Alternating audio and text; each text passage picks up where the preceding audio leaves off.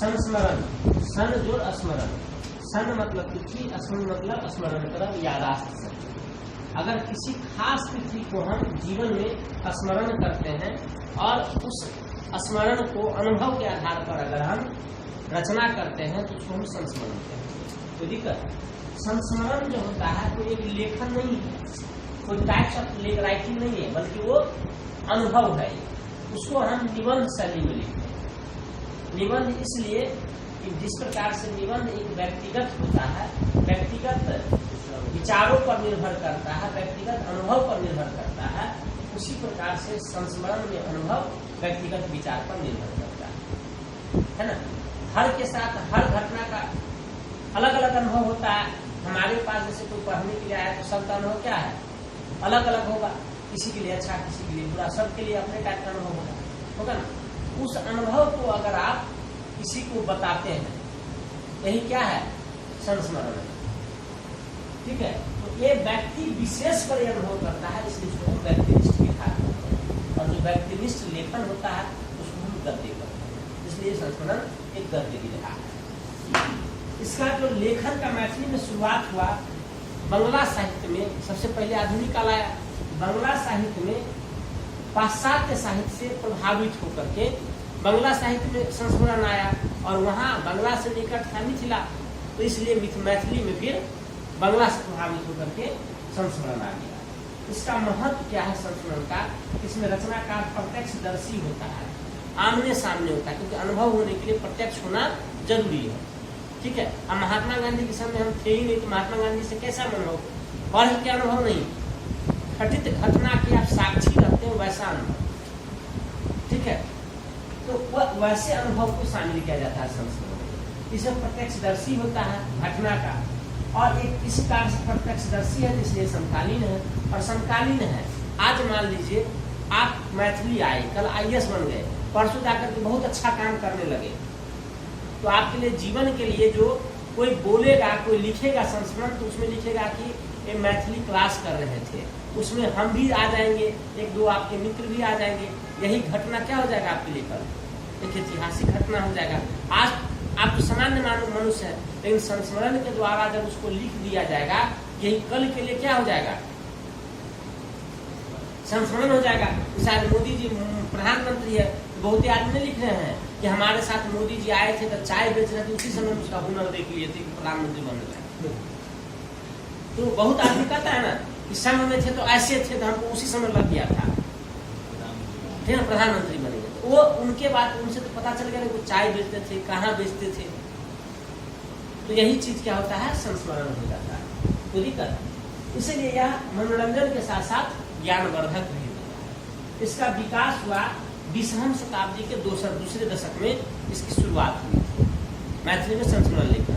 और पहला जो छेदी जीवन, ये स्वतंत्रता संग्राम में क्या थे, स्वतंत्रता सेनानी थे, और ये ब्रिटिश जेल में चले गए, और ब्रिटिश जेल में जो उनको अनुभव मिला, उसी अनुभव के आधार पर उन्होंने बंदी जीवन पहला संस्मरण लिखे थे, और ये मैथिली का पहला संस्मरण है।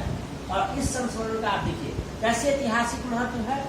तो यहाँ पर ब्रिटिश काल, अब ब्रिटिश काल में यह जब अपने अनुभव के आधार पर पूरी व्यवस्था का चर्चा किए, तो इससे हम पता कर सकते हैं ना कि ब्रिटिश काल में कैसा जेल का व्यवस्था हुआ करता था। तो ये ठीक है ना, ब्रिटिश कालीन जेल व्यवस्था हुई, कोई दिक्कत।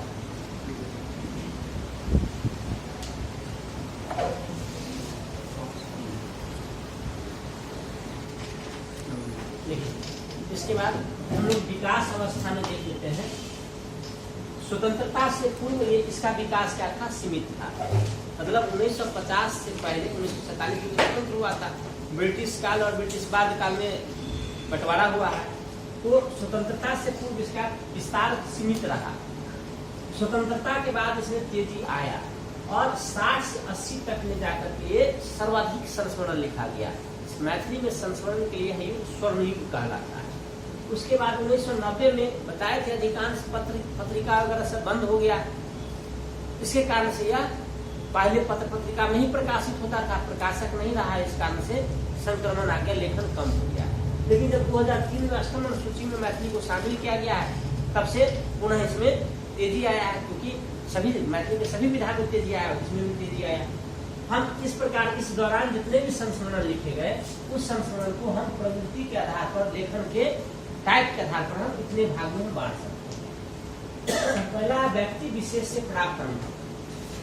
बलदेव मिश्र के द्वारा, ये बलदेव मिश्र क्या किए, उस समय उनके समकालीन में जो भी विद्वान थे उनसे जाकर के वह मिले और उनसे जो प्राप्त अनुभव मिला उसके आधार पर क्या लिखे, वो संस्मरण लिख दिए और उसी से उसको प्रकाशन जो है ना मिथिला मिहिर में किया गया, धारावाहिक रूप, एपिसोड वाइज।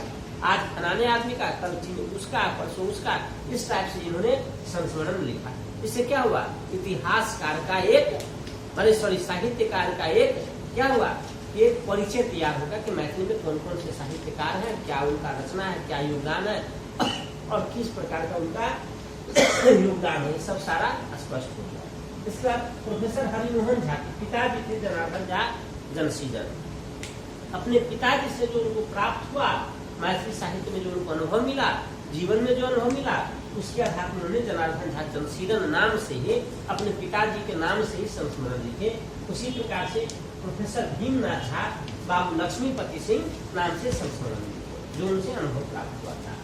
फिर समाज से प्राप्त अनुभव, सामाजिक दशा में जो प्राप्त हुआ, राजनीतिक, आर्थिक, सब कृषि से जो प्राप्त हुआ अनुभव, उस पर बहुत सारे संस्मरण लिखे गए। इस पर लिखे गए संस्मरण बहुत ही महत्वपूर्ण है, क्योंकि इस अनुभव पर जो संस्मरण लिखा गया उसमें से बहुत सारे पुस्तक को साहित्य अकादमी पुरस्कार में मिला। हम साहित्य अकादमी पुरस्कार वाला ही केवल देख रहे हैं। तो एक था किछु देखल किछु सुनल, ये दो भाग में लिखा गया है गिरिंद्र मोहन मिश्र के द्वारा। गिरिंद्र मोहन ने पहली भाग में छात्र जीवन का वर्णन किए हैं और छात्र जीवन के समय वो भारत छोड़ो आंदोलन का चर्चा करते हैं। दूसरा भाग में वो शिक्षक रहे हैं, जिसमें शिक्षा व्यवस्था पर प्रकाश दिया गया है और गिरिंद्र मोहन मिश्र को 1975 में साहित्य अकादमी पुरस्कार मिला। फिर है प्रत्येक डाली पर, प्रत्येक डाली मतलब कितने डाल पर, श्री मंत्रेश्वर झा के द्वारा यह लिखा गया। ये बिहार प्रशासनिक सेवा में थे, ये IAS बन करके रिटायर हुए थे, वीडियो से प्रमोटिव होकर के बने थे, इसलिए सेंट्रल नहीं, हम लोग बिहार प्रशासनिक सेवा लिखते हैं। इसके बाद बिहार प्रशासनिक व्यवस्था इसमें निक और बेजाय दोनों पक्ष, खराब, अच्छे और बुरे दोनों पक्ष का वो चर्चा करते हैं। तो इसलिए उनको 2008 में साहित्य अकादमी पुरस्कार मिला। तीसरा है संघर्ष और सेहनता, सुरेश्वर झा के द्वारा लिखा गया, जिसमें उन्होंने अपने छात्र जीवन में, राजनीतिक जीवन में, ये भी शिक्षक है, शिक्षक जीवन में, और जो भी उनको संघर्ष था और जो उम्मीद करते थे, जो उनको लालसा था, सहनता मतलब लालसा, उस सब पर उन्होंने लिखा है और इसके लिए उनको 2013 में साहित्य अकादमी पुरस्कार दिया गया।